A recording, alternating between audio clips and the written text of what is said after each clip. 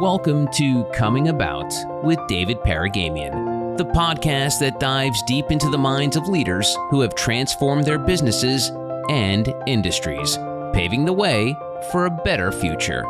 Here's Dave. My guest this week on Coming About is Christian Bauman, a visionary creative and organizational leader.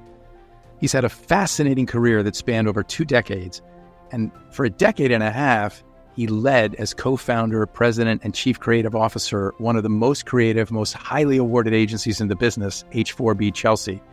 What's really interesting is the journey that led him there and the journey that is taking him to even new places.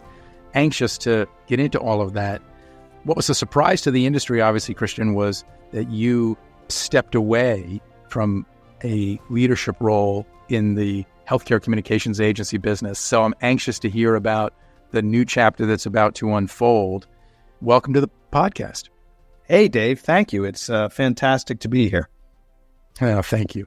So why don't we start at the metaphorical beginning, Christian, because I think what might be fascinating for our listener is that your background is really different from a lot of agency creatives and agency CEOs. You served in the U.S. Army Waterborne. You've written novels. You've written music. And yes, of course, you've been an agency creative and an agency president. How has the diversity of those experiences shaped who you are as you approach your professional life? Yeah. Thanks, Dave. And great question, and one I certainly get a lot. To me, I think the easiest thing is this. It's as with groups of people and organization. I just believe diversity makes us stronger. And I think I believe that in an individual as well.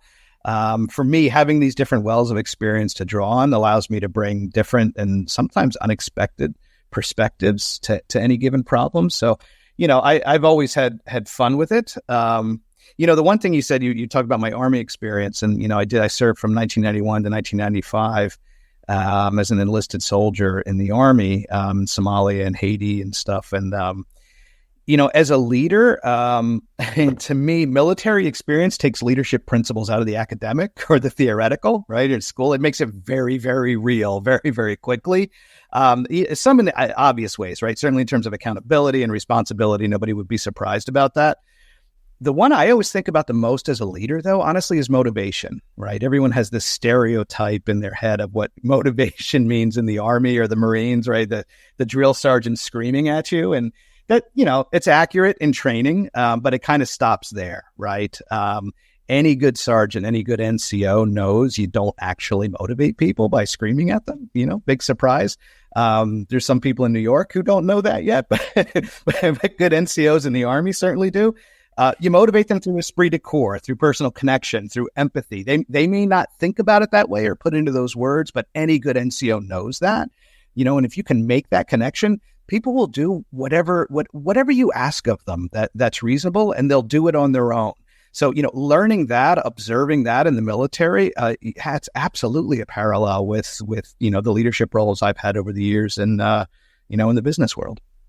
Well, it's fun to listen to you speak like that, because I call that, and I know others call that, servant leadership, right? That's not about yourself. It's not about taking the seat at the head of the table and giving orders, but empowering others, giving them the vision, giving them the mission, and giving them the tools to succeed. And that's been, knowing your career the way I do, it's been the joy of watching you, because you've always put lots of air under other people. And I can think about a number of people who are in senior level roles in our industry, and you got them there. So I think that's exciting.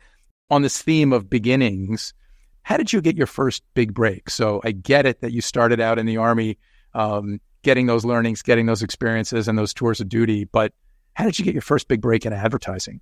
I think that any of us in any aspect of the business world or any business actually know that, bosses and mentors, first off, make a huge difference, right? In your ultimate success. We all pull ourselves along, but having a really great boss and mentor along the way makes a huge difference, right? And I've been blessed to have some incredible ones. Brian Wheeler at Saatchi had a huge, huge impact on my advertising career, and even how I think about creative and how I think about treating people even, this guy you might have heard of, Dave Paragamian, the LMMP 16, 17 years ago, made a huge difference, again, both in my career and how I think about things. The legendary Donna Murphy, right, whom we have all worked for me, 15 years at Havas. I think I've learned more. I could learn more in 15 minutes with Donna about finance, organization, and negotiating than you could in a whole year in school. But if I was going to think about one circumstance that made a huge difference for me, again, there was 2 years kind of early in my career where I ran creative for Lyrica at Pfizer. It's a big brand at Pfizer, and it was just running creative then, not anything else. But I was teamed with incredible account partners, Anna Kotis, Kevin King. They're both still in the business, incredible people. It's one of those things, Dave, and I think that, we all look back on that. At the time, you did not realize how important something was going to be in terms of what you've learned.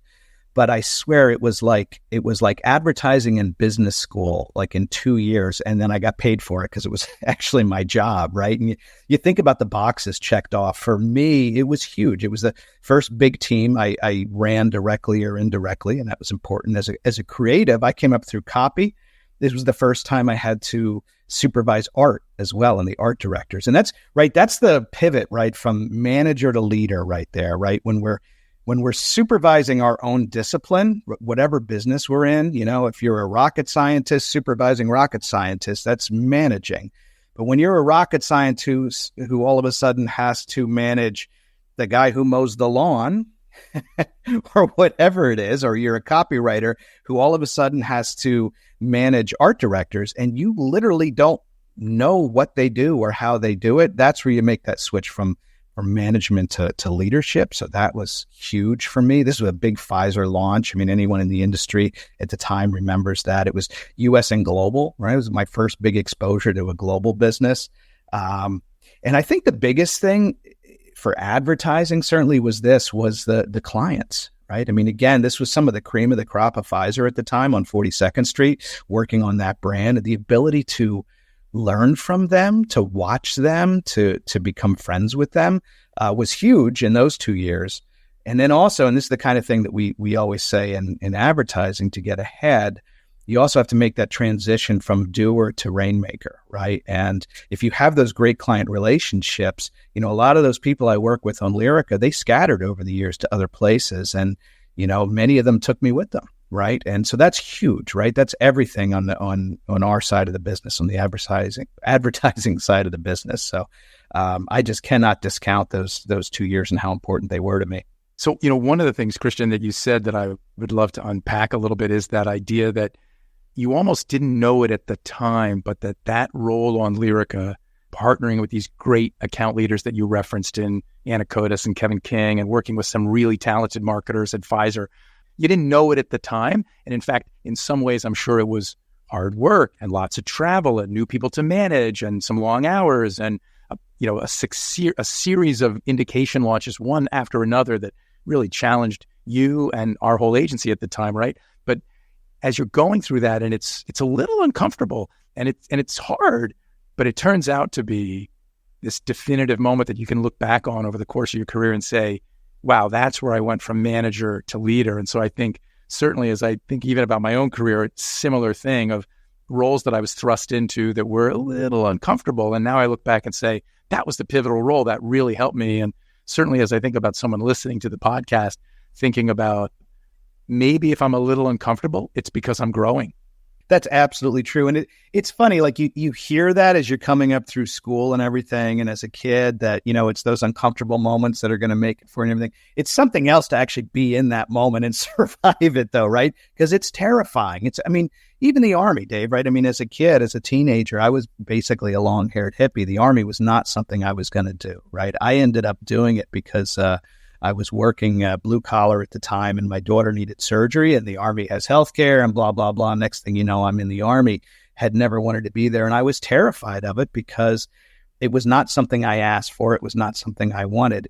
I learned I was really good at it. I was a really good soldier, and I succeeded in the Army, and I ended up enjoying it as well. And it was, as we've said, huge for me. I think we have those moments in business careers as well. And look, not everything we're thrust into ends up being something that we enjoy, right? We're also thrust into things where we're like, okay, that was a learning experience and I never want to do that again, right?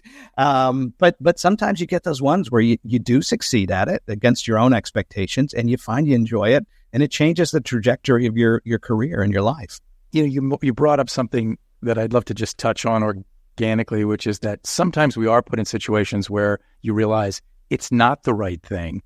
Any advice for the listener on, all right, so what do we do then? How do we get the bravery and the courage to navigate to a different point on the compass from that? I think that's a great question. And I've said this a couple times to a couple people. I have a lot of respect for people who can look in the mirror and go, I'm not good at this, or I'm not enjoying this, and I'm going to make a change, right? I think that so many times we see in careers, people either voluntarily or involuntarily put themselves into positions or find themselves into positions, and then they can't quite be honest with themselves, and it never ends well, right? And sometimes they know why, and sometimes they don't know why. I can think of a couple people that stand out in my mind over the course of my career. I look at them and they were, there was this one guy in agency land and he so desperately wanted, job X, whatever it was. And we helped him get to job X. He got into job X. He did job X for a year and he was miserable. Now, what I've gotten used to is people doing that and then kind of just persisting because they think that that's what makes them successful. This guy looked in the mirror and he went, I'm miserable. I don't want to do this anymore. I don't mind admitting I don't want to do this anymore. I know that you've gone out of your way to help me get into this job. Can you help me again? How do I get out of this job? How do I find ways to be successful doing something else? To me, I think that's the key. And look, it doesn't always happen overnight. It certainly didn't always happen with me when I've made those decisions overnight. But I think over time, over the course of weeks and months, you just have to be honest with yourself. And if you're, one, you find you're not good at something, or two, you're not enjoying something, or your strengths lie elsewhere, just have that courage to make the change. Christian, I couldn't agree more. Happiness counts. Life is indeed short. And so I think if you know something's not right, that's the time to take action, make a pivot. You shared some interesting advice that some of the very same people that help put you in a job, I find that 9 out of 10 of them, if you went to them and said, look, this is uncomfortable, this isn't working, this isn't right, let's engineer a change, they'll help you make that exit too. All right, Christian, let's put a pin in the conversation right there. But coming up next time on Coming About, Christian Bauman will share his thoughts on the importance of building culture in creative agencies. Clients will come and go. They do, right? They absolutely do. Even great clients come and go, bad clients come and go. All this stuff comes and goes. Honestly, we'll even turn the spotlight on you and I for a minute. Agency leaders come and go.